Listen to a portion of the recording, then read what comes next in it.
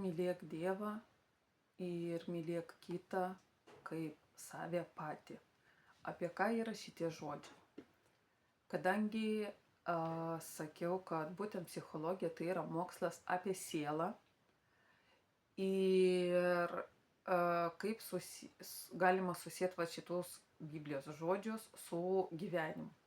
Tai dažnai žmogus aplamai netiki Dievu ar aukštesniom jėgom ar kažkokia energija. Dabar yra labai skirtingų tikėjimo to, kas yra aukštesnis, bet vis tiek kažkas yra, nes šiaip sau tikrai negalės susikurti pasaulyje, visoje visatoje.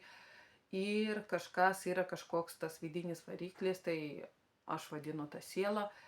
Tai yra, kuris veda mus. Tai kodėl žmogus dažnai, kai yra kažkas atsitinka negero gyvenime, tai jisai tada dažniausiai kreipiasi į Dievą, ieško tos tokios nematomos pagalbos, paramos ir nematomos, kaip sakoma, kažkokio tokio tikėjimo, kad kur užsikabinti.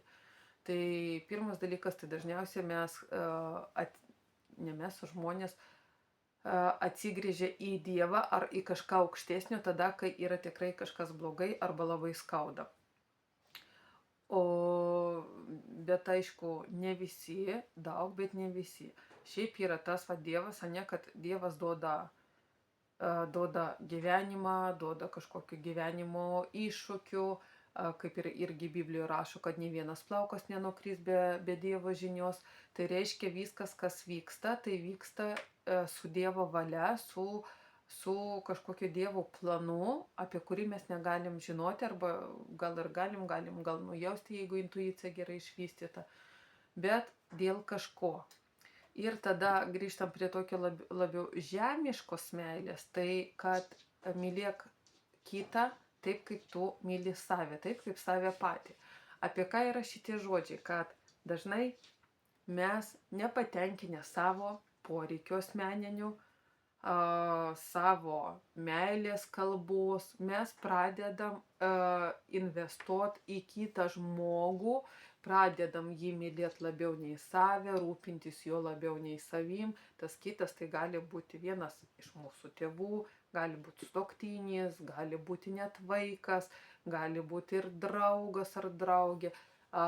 Tiesiog kitas asmuo. Ir investuosim tenai, kaip sakoma, iš visos širdies, bet jeigu negausim to tokios atgalinio irgi kažkokio gavimo, nes irgi turi būti tas balansas duot ir gauk.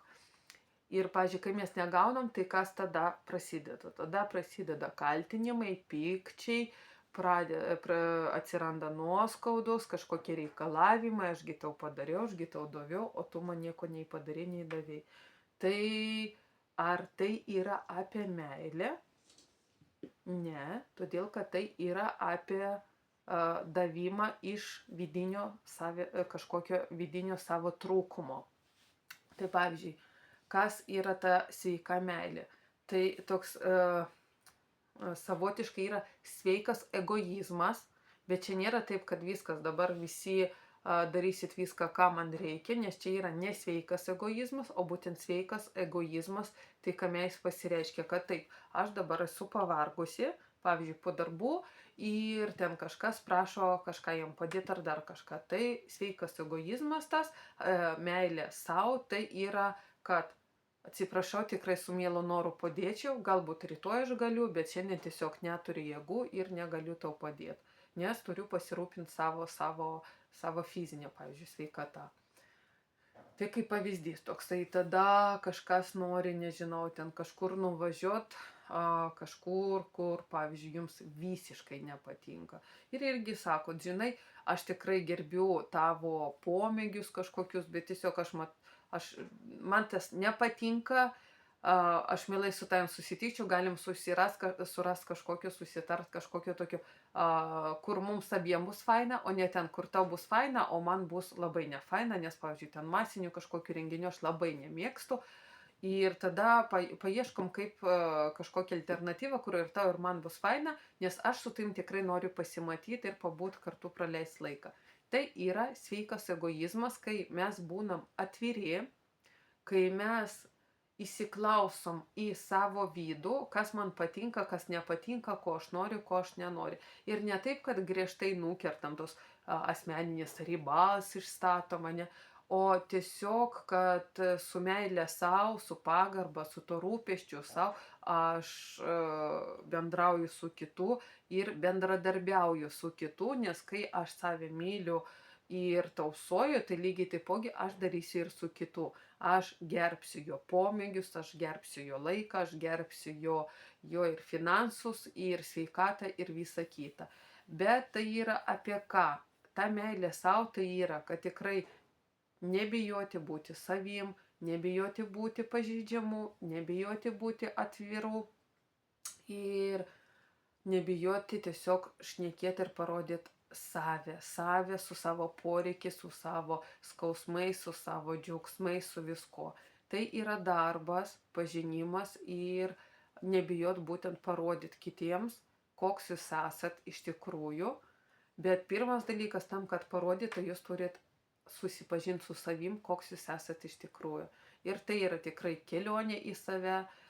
Vienam galima kažkiek pasiekti, bet jūs vienas neeisit į tą gilį savęs, nes tiesiog jūsų protas jums neleis, nes kam ten lysti, nes ten ir daug skausmų, ir ten daug visokių įsitikinimų, ir ten visokių minčių pridėtų ir programų jau pridėtų per visą tą mūsų gyvenimą.